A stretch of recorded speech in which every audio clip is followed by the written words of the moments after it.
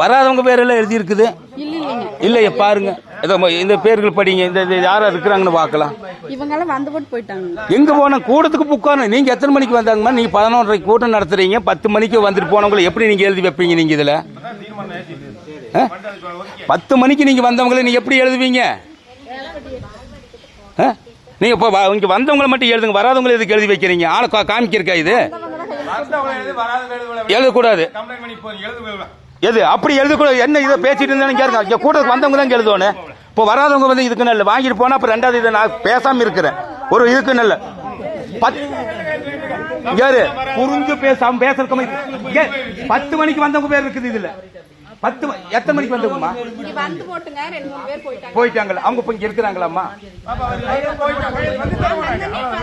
அப்ப என்ன அவங்க எதுக்கு வந்தாங்கன்னு தெரியணும்லம்மா. இப்ப வந்தவங்க கூடுதல் இருந்தவங்களுக்கு தான் நம்ம கணக்கில் நம்ம சேர்த்த முடியும். உங்க தவிர்த்து நீங்க ஊருக்குள்ள இருக்கிறவங்களை பூரா நீங்க 200 பேர் காமிச்சு எழுதிட்டீங்கன்னா என்ன இது கிராம சபை கூட்டம் இது? சொல்லுங்க பார்க்கலாம்.